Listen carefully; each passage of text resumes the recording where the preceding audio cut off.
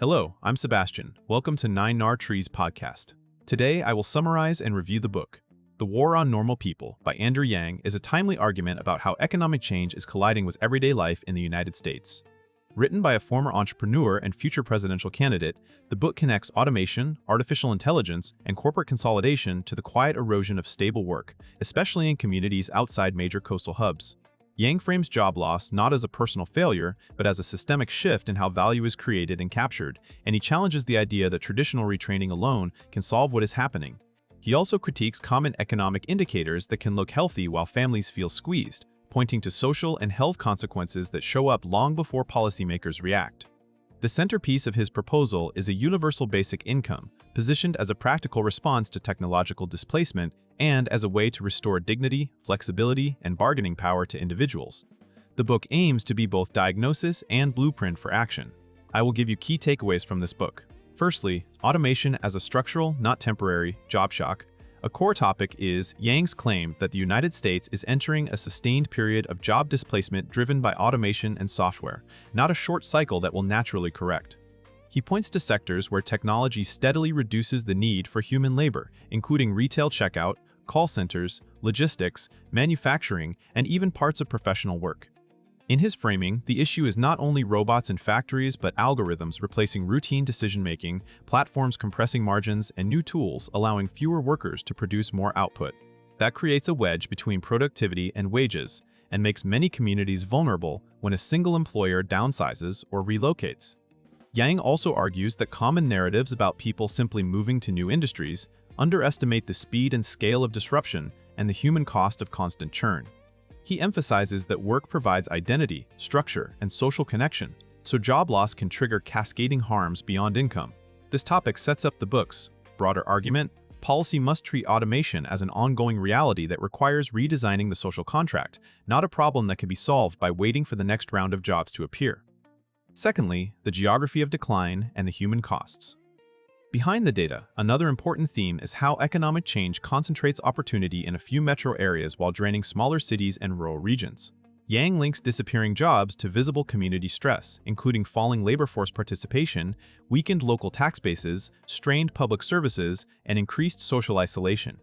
Rather than focusing only on national GDP or stock market performance, he argues for paying attention to lived indicators such as household stability, addiction, mental health, and community cohesion. In this view, economic policy that celebrates efficiency while ignoring displacement effectively writes off large parts of the country.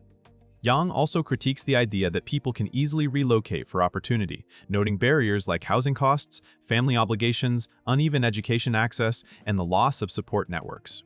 The topic underscores how a job market can appear strong while many individuals cycle through precarious work, debt, and insecurity.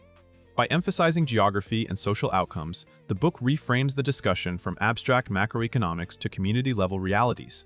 This sets the stage for his policy proposals by arguing that the problem is widespread and deeply personal, not confined to a single industry or demographic group. Thirdly, universal basic income as a floor for dignity and mobility. The centerpiece proposal is a universal basic income, described as a regular cash payment to every adult with minimal conditions. Yang presents UBI as a way to provide a stable financial floor in an economy where work can be intermittent, wages can stagnate, and benefits are often tied to employers.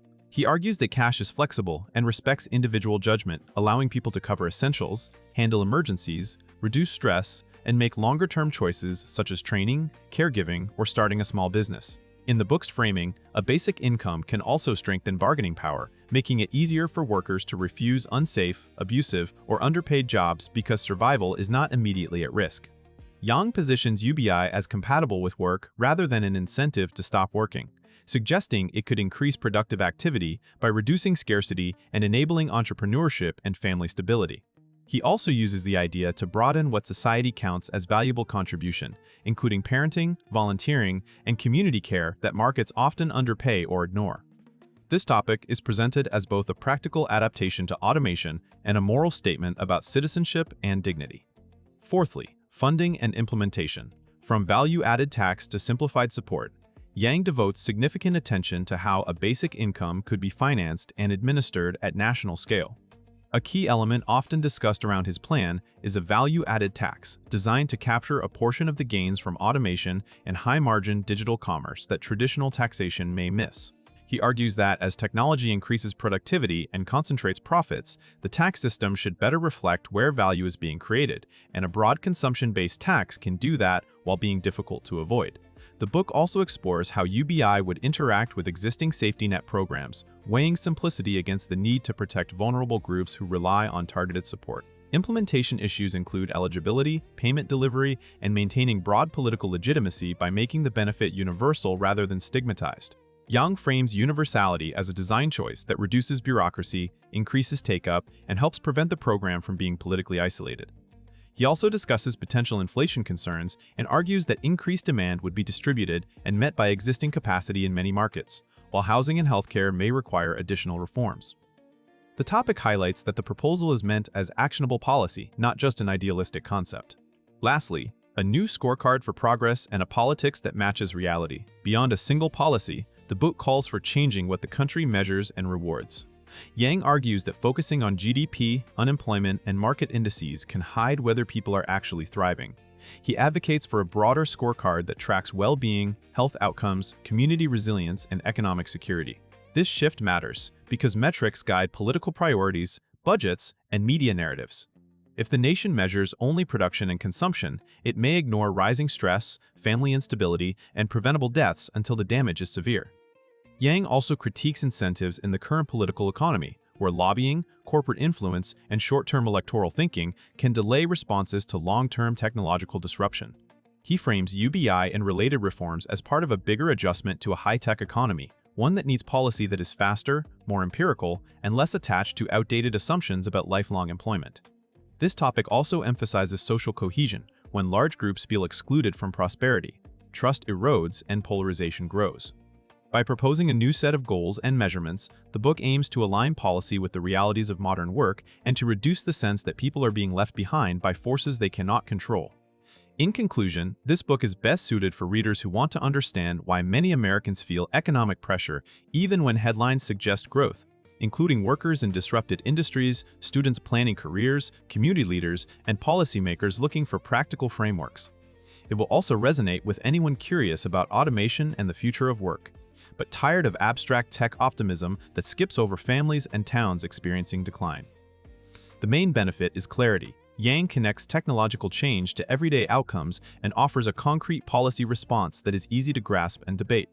Even readers who are skeptical of universal basic income can gain a useful lens for evaluating labor market trends, regional inequality, and the limits of retraining as a catch-all solution. Compared to similar books on automation, it stands out for translating the argument into an actionable proposal with funding ideas and political considerations, rather than stopping at diagnosis or dystopian warning. It is worth buying if you want a single, accessible roadmap that blends economics, social impact, and a policy agenda aimed at restoring stability and dignity in a fast-changing economy. It invites readers to think in systems and to imagine a future where prosperity is shared more broadly. If you would like to support Andrew Yang, you can buy the book through the Amazon link I've provided in the podcast description. After reading the book, please let me know what you think and share your thoughts. See you around.